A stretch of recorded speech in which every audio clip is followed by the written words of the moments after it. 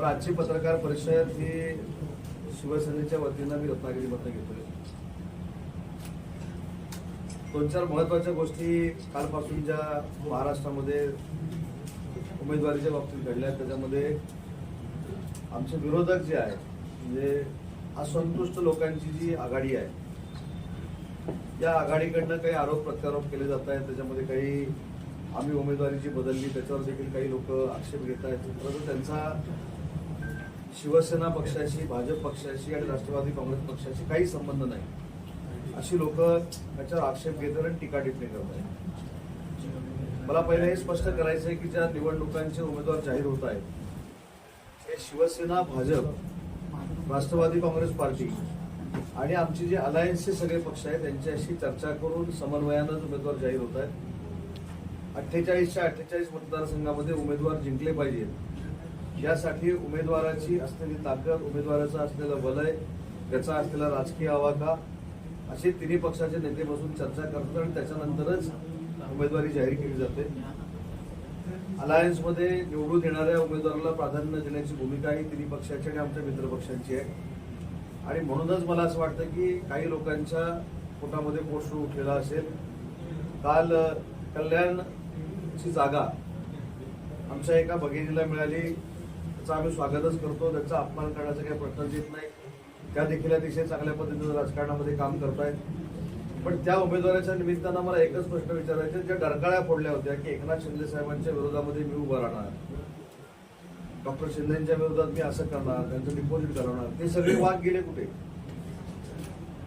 महिला उमेदवारांना निवडणूक लढवू नये या मताचे आम्ही नाही. त्या चांगल्याच कार्यकर्त्या आहेत, चांगल्या पद्धतीनं त्या ठिकाणी निवडणूक लढवतील. परंतु 2 महिन्यापूर्वी जे येऊन पत्रकार परिषद घेत होते, पत्रकार परिषद घेऊन सभेमध्ये सांगत होते की डॉक्टर श्रीकांत शिंदेच्या विरोधामध्ये आम्ही निवडणूक लढणार आहोत, ते गेले कुठे? त्यांना शोधण्याची वेळ आलेली आहे. आणि ज्यांना उमेदवार सापडत नाही, ज्यांचा पंतप्रधान पदाचा उमेदवार जाहीर झालेला नाही, त्यांनी आमच्या अलायन्सला सल्ला शिकवण्याची काही अजिबात आवश्यकता नाही. आमचे सगळे नेते, दिल्लीतले नेते असतील, भाजपाचे, शिवसेनेचे आमचे मुख्य नेते असतील, अजितदादा असतील, हे सगळे सक्षम आहेत आमचे निर्णय घ्यायला. त्याच्यामुळे आम्हाला कोणाच्या सल्ल्याची देखील आवश्यकता नाही आणि कोणाच्या मार्गदर्शनाची देखील आवश्यकता नाही. दुसरी महत्वाची गोष्ट की तिन्ही नेत्यांचा संकल्प आहे की आम्ही 45 पेक्षा जास्त जागा या महाराष्ट्रातल्या जिंकू आणि त्याच्यासाठी चाचपणी होते, त्याच्यासाठी तिकीट वाटपाला वेळ लागतो. कारण आमच्याकडे तिकिटासाठी गर्दी आहे. ज्यांच्याकडे ओसच सगळं पडलेलं आहे तिथं ते कोणालाही तिकीट देत आहेत, तिथं तिकिटाचं कॉम्पिटिशन असण्याचं काही कारणच नाही. आणि म्हणून सुरुवातीला जे मी सांगितलं, सगळे जे सर्वे येत आहेत किंवा जनतेचा जो कौल आहे तो नरेंद्र मोदी साहेबांना पुन्हा एकदा पंतप्रधान करण्याचाच कौल आहे. आणि ते पंतप्रधान होतील त्याच्यामध्ये कोणाच्याही मनामध्ये, इव्हन पत्रकार बांधवांच्या मनामध्ये देखील दुमत असणार नाही. आता प्रत्येकानं प्रत्येकाचा उमेदवार जाहीर केला पाहिजे. आमचा उमेदवार कोण आहे, आमचा उमेदवार आम्ही का जाहीर केला, का दुसरा जाहीर केला, याच्यापेक्षा तुमचे उमेदवार हे आमच्यासमोर सक्षम तरी उभे करा. ते सक्षम उमेदवार शोधा. त्याच्यामुळे स्वतःच्या पक्षामध्ये यांनी लक्ष घातलं पाहिजे. दुसरी मला एक काही नेते मंडळींना विनंती करायची आहे. काल जेव्हा मी नागपूरमधनं असं सांगितलं की 8 आमदार हे माझ्या संपर्कात आहे, तर एका नेत्यानं माझ्यावर टीका केली. मी आजही जाहीरपणानं सांगतो की वैयक्तिक टीकेवर येऊ नये. मी देखील तुमच्याबरोबरच काम केलेलं आहे. फक्त मी संयमी आहे, याचा अर्थ हातबल नाही. मी वयाचा मान राखतो. वयाचा मान राखून काही गोष्टी बोलत असतो. घरापर्यंत जर पोहोचणार असाल तर माझ्याकडे प्रत्येकाची संधी आहे. त्याच्यामुळे त्यांनी टीका केली म्हणून मला अजिबात राग आलेला नाही. परंतु माझं म्हणणं आहे की राजकारणामध्ये काही संकेत असतात, काही संस्कार असतात. काही लोक ते विसरलेलेच आहेत आणि ज्यांनी संस्कार विसरले त्यांनी संस्काराच्या गोष्टी आम्हाला सांगण्याची गरज नाही आणि वैयक्तिक मला देखील सांगण्याची आवश्यकता आहे. परवा कोणीतरी अदखलपात्र कोकणातला एक नेता म्हणाला की किरण सामंतांनी राणेंनी दम दिला म्हणून उमेदवारी मागे घेतली. पहिली गोष्ट, कुठेही उमेदवारीचा दावा आम्ही सोडलेला नाही. शिवसेना म्हणून, महायुतीतले उमेदवार म्हणून आजही आमचा दावा कायम आहे. कालच मी मुख्यमंत्री मोदयांशी, उपमुख्यमंत्री मोदयांशी रात्री 12 वाजता या संदर्भात चर्चा केलेली आहे. त्याच्यामुळे महायुतीचाच उमेदवार निवडून जाणार याच्याबद्दल तिळमात्रही शंका नाही. शेवटी प्रत्येक पक्षाला तिकीट मागण्याचा अधिकार आहे, तसं भाजपानं देखील मागितलेलं आहे, आम्ही देखील मागितलेलं आहे. त्याच्यामुळे एकनाथजी शिंदे, देवेंद्रजी, अजितदादा एकत्र बसतील, आम्हाला सगळ्यांना विश्वासात घेतील आणि त्याच्यानंतर उमेदवाराची घोषणा होईल. आतापर्यंत कुठच्याच उमेदवाराची घोषणा झालेली नाही. आणि मी कोणाच्याही धमकीला घाबरत नाही हे सांगणाऱ्यांना देखील माहिती आहे. ज्यांनी सांगितलं त्याच पक्षाच्या कार्यकर्त्यांनी माझ्यावर जीवघेणा हल्ला केलेला होता पुण्यामध्ये, तरी मी डगमगलो नाही. त्याच्यामुळे ज्यांची अस्तित्वाची लढाई आहे त्यांनी अशा पत्रकार परिषदा घेण्याची काही आवश्यकता नाही. नारायणराव राणे असतील, उदय सामंत असतील, किरण सामंत असतील, निलेश राणे असतील, नितेश राणे असतील, रवी चव्हाण असतील, हा आमचा आपापसातला मामला आहे. आमचा आम्ही काय असेल ते निस्तारू. आमच्यामध्ये कोणालाही लुडबुड करण्याची आवश्यकता नाही. तसं मी कोणाच्या पक्षामध्ये लुडबुड करत नाही, तसं दुसऱ्या कोणी माझ्या पक्षामध्ये लुडबुड करू नये ही देखील माझी प्रामाणिकपणाची भावना आहे. आणि म्हणून मला असं वाटतं की महायुतीनं जर स्पष्ट केलेलं आहे की महायुती करूनच आम्ही लढणार आहोत, महायुतीचेच उमेदवार असणार आहे, त्याच्यामुळे कोण उमेदवार द्यायचा, कसा द्यायचा, कोण निवडून येणार आहे हे सगळे नेते ठरवतील ना. पण त्याच्यावर मी तुम्हाला ठामपणानं सांगितलं की काल देखील सिंधुदुर्गामध्ये मी राणेसाहेबांची भेट घेतली. राणेसाहेबांची भेट ही माझी वैयक्तिक भेट होती. काल तिथं समन्वय समितीची बैठक होती. त्या समन्वय समितीला मी उपस्थित राहू शकणार नव्हतो. माझी दुसरी एक मुंबईमध्ये बैठक होती. तर भेटलो तर बिघडलं काय?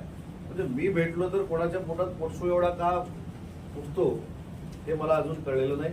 त्याच्यामुळे ज्यांनी स्वतःचा पराभव हा निश्चित केलेला आहे त्यांनी अजिबात आमच्यावर टीका करण्याची आवश्यकता नाही. आज देखील मला रत्नागिरीमध्ये आल्यानंतर कळलं, कारण मी पदाधिकाऱ्यांची बैठक घेतो म्हणून सांगितल्यानंतर बैठक होऊ नये अशा सूचना दिलेल्या असताना देखील मी जेव्हा रत्नागिरीमध्ये आलो तेव्हा मला कळलं की आमचे सगळे पदाधिकारी जमणार आहेत. ते तुमच्या पत्रकार परिषदेमधनं पदाधिकाऱ्यांच्या देखील बैठकीला जाणार आहे. पण ती आता बैठक राहिलेली नाही, मला वाटतं जाहीर सभाच झालेली आहे. त्याच्यामुळे तिथं देखील मी जाणार आहे.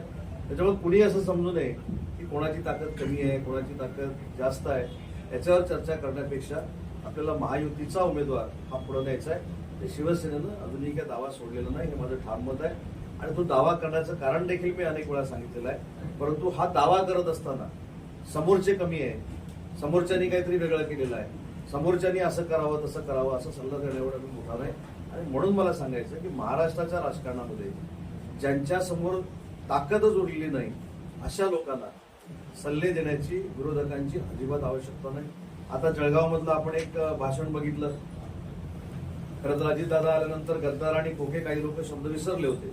आज परत गद्दार खोके असं तसं. पण सभेला माणसं किती होती? जाहीर सभेला 3000 देखील माणसं नव्हती. ज्यावेळी आम्ही सगळे शिवसेनेमध्ये एकत्र काम करत होतो त्यावेळेच्या शिवसेनेच्या सभा या लाखो लोकांच्या व्हायच्या. आता 1 ते 1,500 लोकांच्या व्हायला लागलेल्या आहेत. आणि त्यांना सक्षम करण्यासाठी, त्यांना मॉरल सपोर्ट देण्यासाठी ज्या पद्धतीनं शब्दप्रयोग केले जात आहेत याचा सगळा बदला मतदार मतदानात घेणार आहेत.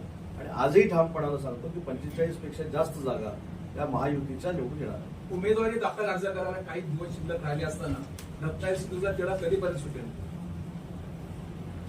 दुसरा टप्पा, तिसरा टप्पा, चौथा टप्पा, 5वा टप्पा असे अनेक टप्पे आहेत. रत्नागिरीची जागा ही 3ऱ्या टप्प्यामध्ये आहे.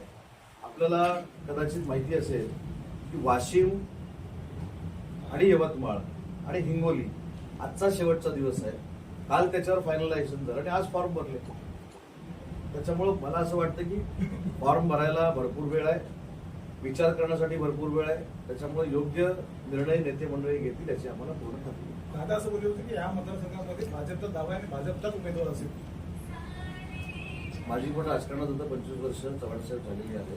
दादा काय म्हटले याच्यापेक्षाही माझी पत्रकार परिषद आहे. मी सांगितलं की शिवसेना काही लॉजिकनं ही जागा आपल्याकडे मागते. आमचा देखील दावा काय आहे. येत्या 2-3 दिवसात किरण सामंतांचं नाव जाहीर आहे अशी आपल्याला अपेक्षा, विश्वास, खात्री?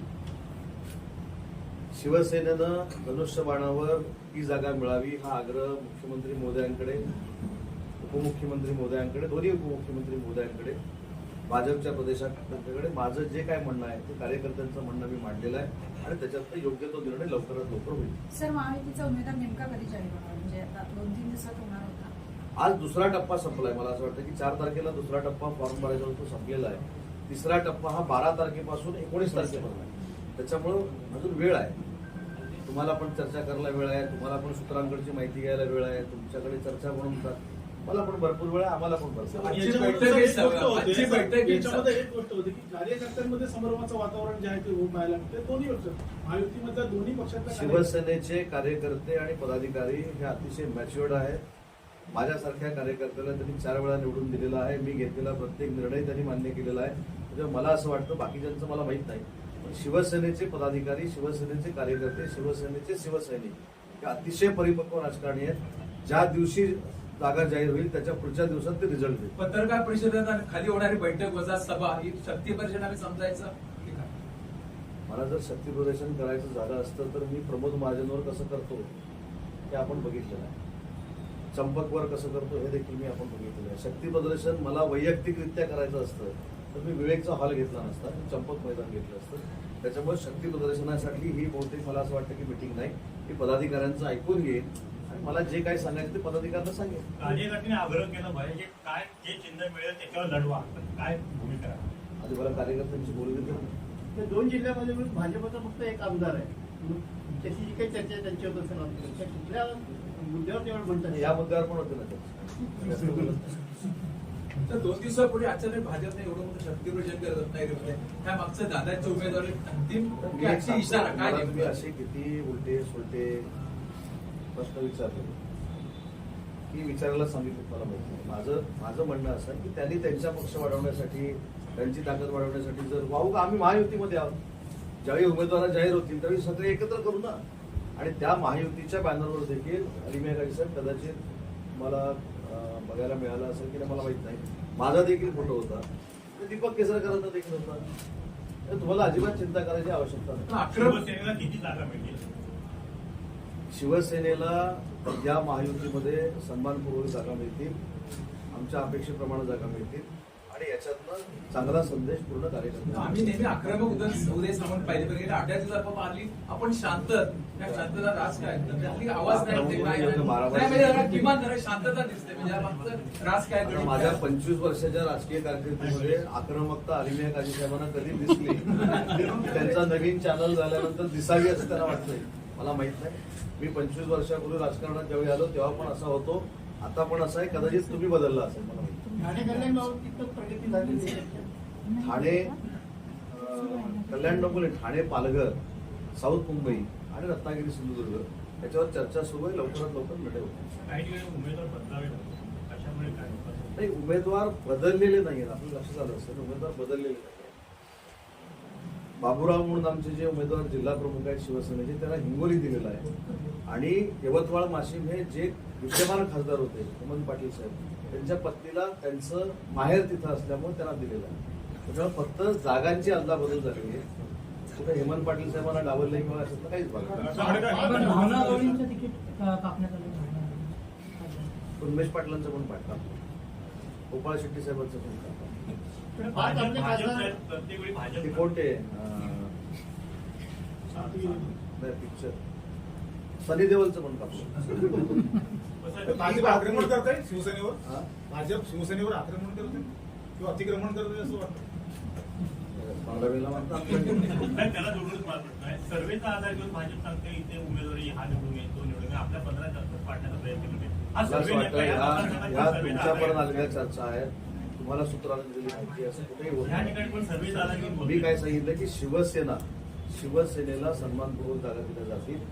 शिवसेनेनं रत्नागिरी सिंधुदुर्गवर गावाजवळ ठेवलेला होता, तो आजही काय भाजप दबाव तंत्राचा वापर करतो मला असं वाटत नाही लोकसभा त्यांनी निवडणुकीमध्ये. काय प्रश्न तर वेगळा? ते म्हणजे त्यांनी ते अतिक्रमण म्हणाला, म्हणजे अति बंगला बांधते. आता पहिलं दबाव दबाव तंत्र पहिलं दबाव तुम्ही अतिक्रमण आता दबाव पण खरंच अतिक्रमण म्हणजे बांधकाम असतं. इथून आमच्या जागेत काय भाजपवाले काय बांगला बिंगला बांधतात.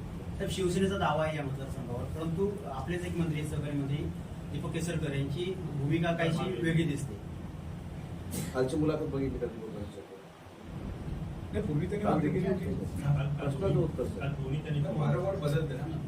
मुद्दा असा आहे की त्यावेळी देखील ते तेच बोललेले होते, फक्त काही भाग दाखवण्यात आला म्हणून काल परत ते भाषणात असं बोलले की शिवसेनेकडनं आमचा दावा आहे, बीजेपीकडनं या नावाचा दावा आहे, दोघांपैकी कोणालाही तिकीट मिळालं तर आम्ही महायुतीचा प्रचार करणार आहोत. नंतर त्यांनी जी पत्रकार परिषद घेतली ती पण तुम्हाला पाठवतो.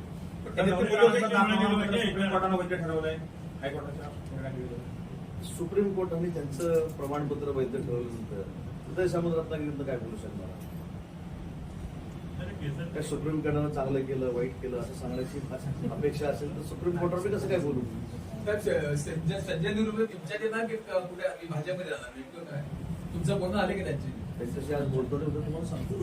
दुसरीकडे बच्चू कडू आक्रमक असल्याने पाहायला मिळत आहेत. माहितीकडून काय आता त्यांना ते म्हणले मी आक्रमक नाही, तुम्ही म्हणले बच्चू कडू आक्रमक नाही. ऍक्च्युअलीकडून काही समजवण्याचा प्रयत्न माहितीकडून महायुतीमधलेच बच्चू कडू आहेत. योग्य तो निर्णय मुख्यमंत्री आणि दोन्ही उपमुख्यमंत्री घेतील. ठीक आहे. कोकणात सामान खातं होण्यासाठी उद्या समाजाला आक्रमक व्हावं लागेल. विषयावर झाला आक्रमक. माझ्यासाठी तुम्ही म्हणा सर मी आक्रमक झालो तर तुम्ही आक्रमक झाले सर का? छोटासा अजून एक, आता कार्यकर्त्यांनी बघितले की भैया सामंत कबळावर लढा, तर त्याला तुमची संमती असेल काय? पहिली गोष्ट अशी आहे, जर तरवर माझा अजिबात विश्वास नाही. कार्यकर्त्यांशी मी चर्चा करेन. सगळे कार्यकर्ते धनुष्यबाणाचा बफर घेऊनच पत्रकार परिषद आलेले आहे. त्याच्यामुळं मला असं वाटतं की ज्याच्यावर चर्चाच झालेली नाही त्याच्यावर पत्रकार परिषदेमध्ये चर्चा पण एक करणं प्रस्ताव असा आला होता ना भैयांनी माझ्याकडे कसलाही प्रस्ताव आलेला नाही आणि कोणाकडे आला मेळाव्यावर